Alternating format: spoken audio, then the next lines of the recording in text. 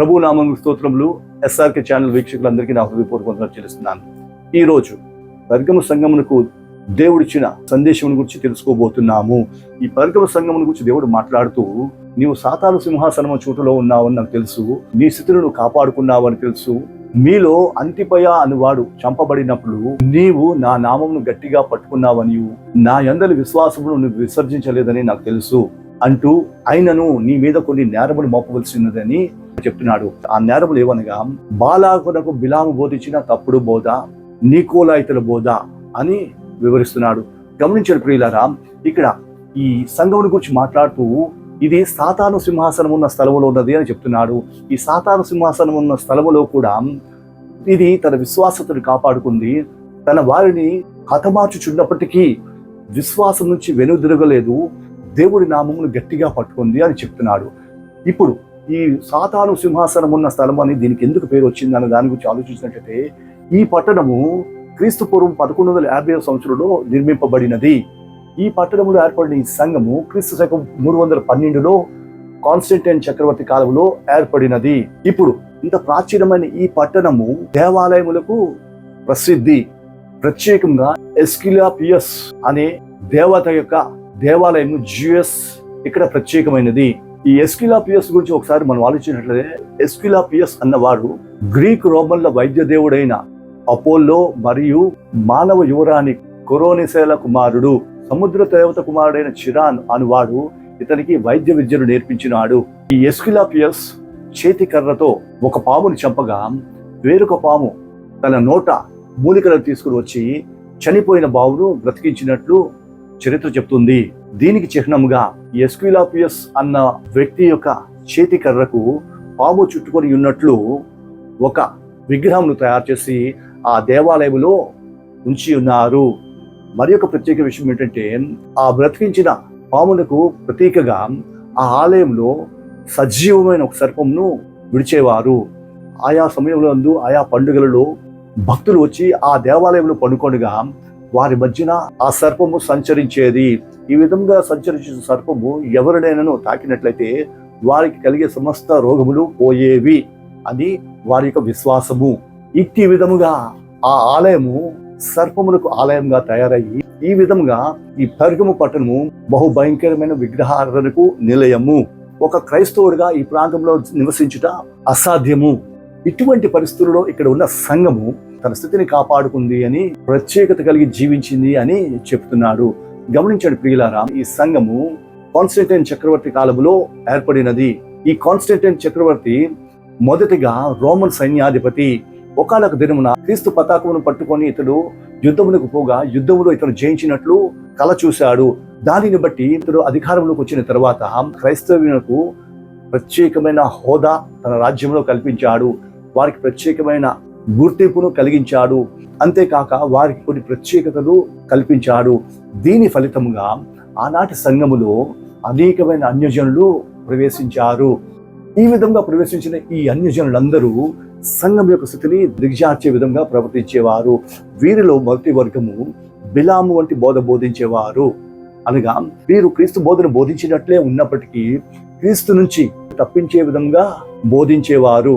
బిలాముని గురించి మనం ఒకసారి ఆలోచించినట్లయితే, ఇశ్రాయేలీలు ఐగుప్తు పట్టణమును విడిచిపెట్టి కనాను దేశంలో ప్రయాణిస్తున్న క్రమములో మోయాబు దేశంలోకి వచ్చినప్పుడు, మోయాబు రాజైన బాలాకు వారిని ఏ విధంగా అడ్డగించగలము అని యోచన చేయనట్లుగా బిలామును పిలువగా, ఈ బిలాము దేవుని యొక్క శక్తిని ఎరిగిన వాడై ఉండి కూడా ప్రత్యక్షంగా కాకుండా పరోక్షంగా వారిని ఓడించినట్లు వచ్చుచున్న ఇశ్రాయేలీయుల ఎదుటికి తమ దేశంలోని కన్యకులను పంపించి వారిని మోహింపజేయనట్లుగా వీరిని ప్రేరేపించమన్నాడు. ఈ విధంగా మోహించిన వారిని తమ దేవతలకు అర్పించిన బలి అర్పణలను తినున్నట్లుగా వారిని ప్రోత్సహించమని నేర్పించాడు.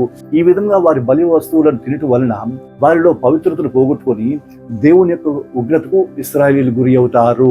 అప్పుడు ఇశ్రాయేలీయులను మనం ఓడించవచ్చు అని అతను బోధించిన బాలాకు అతను చెప్పినట్టు చేసి ఇశ్రాయేలీయుల మీదకి తెగులు వచ్చుటకు కారణమయ్యాడు. ఈ తెగులు ఫలితంగా ఇశ్రాయేలీయులు అనేకులు చనిపోయారు. ఇదే విధమైన బోధను ఈ పెర్గమ సంఘములో ప్రవేశించిన వారు కూడా బోధించడం ప్రారంభించారు. దేవుని బోధగానే బోధిస్తూ జనులు దేవునిలోంచి తప్పిపోవునట్లు బోధించి వారిని దేవుని యొక్క ఉగ్రతకు కారకులుగా చేసి ఉన్నారు. దీనిని బట్టి సంఘం యొక్క స్థితి బలహీనపడింది. రెండో గుంపు నికోలాయితులు. ఈ నికోలాయితుల గురించి ఆలోచించినట్లయితే నికోలా అనువాడు అన్యమతస్థుడు. అపోస్తుల కార్యం 6వ అధ్యాయం 5వ వచనంలో ఇది కనిపిస్తుంది. అన్యమతస్థుడైన ఇతను మొదటిగా యూద మతమును అంగీకరించాడు, అంటే తన మతంలో విడిచి యూద మతంలో ప్రవేశించాడు. అనంతరము ఈ క్రైస్తవ మతము ప్రబలుట చూసి యూద మతం నుంచి క్రైస్తవ మతంలోనికి ప్రవేశించాడు. ఈ విధంగా ఇతడు పరిస్థితులను బట్టి తన జీవితమును తన స్థితిని మార్చుకునే విధమైన వ్యక్తి, అనగా స్థిరమైన మనసు లేనివాడు. ఇటువంటి వ్యక్తులు సంఘములో ప్రవేశించి జనులకు దేవుణ్ణి పూజిస్తూ అదే సమయంలో విగ్రహములకు అర్పించినది కూడా తినవచ్చు అన్న విధంగా వీరిని బోధిస్తూ వారి యొక్క పవిత్రతను భంగపరిచిన వాడిగా కనిపిస్తున్నాడు. వీరి బోధనలు తప్పని తెలుసుకున్న సంఘము వారిని ప్రోత్సహించలేదు, కానీ వారిని అడ్డగించలేకపోయింది. కారణము, అప్పటికి చక్రవర్తి ఆరాధన అన్నది ఆ దేశంలో జరిగేది. కావున చక్రవర్తికి భయపడి అట్టి వారిని భరించుచు ఆ సంఘము అటువంటి వారితో రాజీ పడిపోయినది. దీని ఫలితంగా అన్యమత ఆరాధన అనేది సంఘములో ప్రవేశించింది. దీని ఫలితంగా నేను తప్ప వేరొక దేవుడు ఉండకూడదని దేవుడు చెప్పిన ఆజ్ఞను మీరిన వారిగా ఈ సంఘం కనిపిస్తుంది. ఇప్పుడు అంతిపయ అనువాడు వధింపబడుటను గురించి మనం ఆలోచించినట్లయితే, ఈ అంతిపయ అనువాడు నీరో చక్రవర్తి కాలములో అపోస్తలుడైన యోహాను చేత ఈ పెర్గము సంఘమునకు నియమింపబడిన బిషప్ గారు. ఇతని యొక్క నడిపింపును బట్టి ఆనాటి సంఘము దేవుడి సన్నిధిలో నడుచుకొనిచూ ఉండినది. అయితే సాతాను సింహాసనమైన ఆ స్థలములో దేవుని యొక్క సేవకు, దేవుని యొక్క సువార్తకు చోటు లేని కారణం చేత ఇతనిని ఆ పనిని విడిచిపెట్టమని హెచ్చరించినప్పటికీ దేవుని అందరి విశ్వాసం బట్టి దేవుని సేవను విడవలేదు. అంతేకాకుండా ఇతడు స్థానికులు దేవతలుగా పూజించిన దెయ్యములను వెళ్ళగొట్టాడు. అందువలన ఆ ప్రాంత జనులు అతనిని ఎస్క్యులాపియస్ యొక్క జియస్ ఆలయములో బలిపీఠము మీద ఇతనిని దహించి వేశాడు. వారి దేవాలయమైన జియస్ యొక్క బలిపీఠము ఎద్దు వంటి ఆకారం కలిగినదై కడుపు భాగములో గుళ్ళగా ఉండేది. దీనిని ఎర్రగా కాల్చి శిక్షించి వారిని దానిలో పడవేసి నిదానంగా వారిని కాల్చుటకు ఉపయోగించే ప్రాచీన పరికరము. కాల్చున్న ఈ బలిపీఠములో ఈ అంతిపయ అనువానిని వేశారు. ఇతడు ఆ వేడిని బట్టి బాధపడుటకు బదులు సంఘమును ఓదార్చి సంఘము స్థితిని కాపాడుకున్నట్టు హెచ్చరించి వానిగా కనబడుతున్నాడు. ఇతని యొక్క హెచ్చరికను బట్టి ఆ సంఘము యొక్క విశ్వాసం మరింత బలపడి దేవుని సన్నిధిలో స్థిరపడినది. ఇంత భయంకరమైన శిక్ష సంఘము చూచినప్పటికీ అతడు హెచ్చరించిన హెచ్చరికను బట్టి సంఘము బలపడినదై తమ విశ్వాసం ఇంకనూ నాటుకొని దేవుని సన్నిధి నుంచి తొలగిపోలేదు. అయినను రాజునకు భయపడినదై సంఘములో ఉన్న దుర్బోధనను నిషేధించలేకపోయినది. దీని ఫలితంగా సంఘములో 2 విధములైన గుంపులు కనబడుచున్నవి. ఇప్పుడు దీనిని బట్టి దేవుడు అంటున్నాడు, సంఘమా మారు మనసు పొందు, నీలో ఉన్న బలహీనమైన గుంపును, నీలో ఉన్న అభ్యంతరకరమైన ఆ గుంపును తొలగించు, వారిని సంఘములో నుంచి త్రోసివే. లేని ఎడ్ల నీ స్థితి ఇంకనూ దిగజారిపోతుంది. దాని ఫలితంగా నా యొక్క వాక్కును బట్టి నిన్ను శిక్షించబోతున్నాను. కాబట్టి నేను ఇచ్చిన అవకాశం ఉపయోగించి ఆ దండనను తప్పించుకున్నట్లు మారు మనసు పొంది నా వైపు తిరుగు. అప్పుడు నేను నీకు సిద్ధపరిచిన బహుమానము నీకు ఇవ్వబోతున్నాను అని తన బహుమానం ప్రకటించాడు. మొదటి బహుమానము మరుగైన మన్నా. ఈ మన్నా గురించి మనం ఆలోచించినట్లయితే ఇది దేవదూతలు భుజించు ఆహారం అని కీర్తనల గ్రంథం 78:25 వచనంలో రాయబడి ఉన్నది. ఈ మన్నా చేత 40 సంవత్సరములు ఇశ్రాయేలీయులను దేవుడు అరణ్యంలో పోషించాడు. మొదటి కొరింథీ పత్రిక 10వ అధ్యాయం 3వ వచనంలో ఇది ఆత్మ సంబంధమైన ఆహారము అని చెప్పాడు. అలాగే యోహాను సువార్త 35-48 వచనంలో నేనే జీవాహారమును అని చెప్పి ఉన్నాడు. కాబట్టి ఇట్టి విధమైన జీవాహారమును సంఘమునకు దేవుడు వాగ్దానం చేశాడు.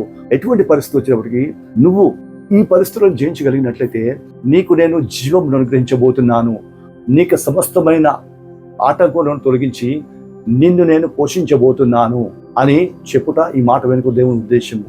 2 తెల్లని రాత్రి ఇస్తాను, ఆ రాత్రి మీద నీ పేరు చెక్కుతాను అన్నాడు. గమనించండి, ఇక్కడ ఈ రాత్రి గురించి మనం ఆలోచించినట్లయితే ఇశ్రాయేలీయులకు న్యాయం తీర్చినట్లు ఊరీము తుమ్మీము అన్నవి యాజకుని చేతిలో ఉండేవి. వీటిలో ఇశ్రాయేలు గోత్రములను సూచించినట్టు రాయలు ఉండేవి. ఆయా గోత్రములకు ఆయా రాయి అదే విధంగా ఈ సంఘంలో అలాగే సభ్యులకు తెల్లని రాత్రి ఇస్తా అన్నాడు, వాటి మీద వారి పేర్లు రాస్తా అన్నాడు. ఈ విధంగా రాయటం వలన వారి యొక్క పేర్లకు ప్రత్యేకమైన గుర్తింపు కలగబోతుంది. ఇట్టి విధమైన వాగ్దానములు జయించినట్టయితే దేవుడు ఆ సంఘమునకు బహుమానంగా ప్రకటించాడు. దేవుడు ఆ సంఘమునకు వాగ్దానం చేసిన రీతిగా, ఆ సంఘంతో మాట్లాడిన రీతిగా ఈ రోజు మనతో కూడా మాట్లాడుతున్నాడు. ప్రియ సంఘమా, నీవు భయంకరమైన లోకంలో జీవిస్తున్నావు, నేను ఎరుగుదును. భయంకరమైన పరిస్థితుల గుండా నీవు వెళుతున్నావు, నేను ఎరుగుదును. నీలో అనేకులు హతసాక్షులు అవుతున్నప్పటికీ నీవు నీ స్థితిని కాపాడుకుంటున్నావు అని నాకు తెలుసు. నా యందైన విశ్వాసమందు బలహీనపడలేదని నాకు తెలుసు. అయినను నీలో కొన్ని నేరములు నాకు కనిపిస్తున్నవి. జారత్వము చేయనట్లు తప్పు బోధలు బోధించేవారు నీలో కనిపిస్తున్నారు. దేవుని సన్నిధి నుంచి దిగజార్చే విధమైనటువంటి అన్య బోధలు నీలో కనిపిస్తున్నవి. వీటిని విడిచిపెట్టుము. అనగా ఎక్కడో ఏదో విధమైన లోక సంబంధమైన కార్యములు, సాతాను సంబంధమైన కార్యములు, యుగ సంబంధమైన క్రియలు, ఐహిక విచారములు మీలో ప్రవేశించి నాలో ఉన్న సరళత నుంచి మిమ్మల్ని బలహీనపరుస్తున్నవి. వీటి ఫలితంగా నాతో మీరు సాంగత్యం చేయలేకపోతున్నారు. అందువలననే నేడు మీ జీవితంలోనూ, మీ సంఘంలోనూ, మీ సమాజంలోనూ నా యొక్క కార్యములను చూడలేకపోతున్నారు, నా యొక్క సహవాసం అనుభవించలేకపోతున్నారు. జీవజలముల ఊటనైన నన్ను మీరు రుచి చూడలేకపోతున్నారు. కాబట్టి సంగమా, ఇదే విధమైన పరిస్థితిలో నువ్వు కొనసాగినట్లయితే అంత్యదినమున నా నోటి మాట చేత నీకు తీర్పు తీర్చబోతున్నాను, నిన్ను విసర్జించబోతున్నాను. అయితే నీవు మారు మనసు పొంది ఏ స్థితిలోంచి పడిపోయావో, ఏ ఐహిక విచారం చేత పట్టబడి ఉన్నావో, ఏ విధమైన యుగ సంబంధమైన క్రియలలోనూ చిక్కుబడి ఉన్నావో, వాటిని విడిచి నా వైపు తిరిగిన వాడవైతే నేను నిన్ను హత్తుకోబోతున్నాను. నీ కొరకు సిద్ధపరిచిన మరుగైన మన్నాను నీకు అనుగ్రహించబోతున్నాను. తెల్లని రాత్రిని నీకు ఇచ్చి దాని మీద నీ పేరు రాయబోతున్నాను. అనేకులకు సూచనగా నేను నిన్ను నియమించబోతున్నాను. కాబట్టి నీ పట్ల క్రియ జరిగిన సమస్త బలహీనతలు, లోక సంబంధమైన, చీకటి సంబంధమైన, సాతాను సంబంధమైన సమస్త క్రియలను జయించిన వాడవైతే నేను నీ కొరకు సిద్ధపరిచిన ఆ బహుమానమును నీవు పొందుకోబోతున్నావు. నేను అనుగ్రహించిన నిత్య జీవమును పొందుకొని నాతో నిత్య నివాసం చేయబోతున్నావు. దాని కొరకై నువ్వు ఏర్పరచబడి ఉన్నావు. కావున ఇట్టి విధమైన దేవుని పిలుపునకు లోబడిన వారమై మనలో ఉన్న బలహీనతలను, మనలో ఉన్న నిర్జీవ క్రియను, సమస్త విధంగా అభ్యంతరకరమైన క్రియలను విడిచిపెట్టినట్లయితే దేవుని యొక్క సంపూర్ణతలోనికి మనం ఎదిగిన వారమే, దేవుడు సిద్ధపరిచిన బహుమానాలను పొందుకున్న వారమే, దేవుడు అనుగ్రహించిన నిత్య రాజ్యంలో ప్రవేశించబోతున్నాము. అట్టి విధమైన ధన్యత దేవుడు మనందరికీ అనుగ్రహించును గాక. ఆమేన్. ప్రార్థన చేసుకుందాం.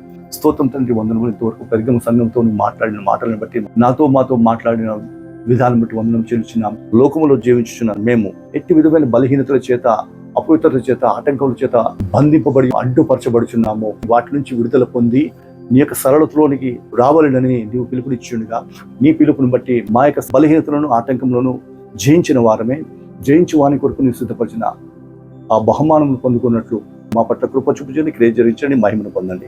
యేసు నామమున అడుగుచున్నాం తండ్రి. ఆమేన్.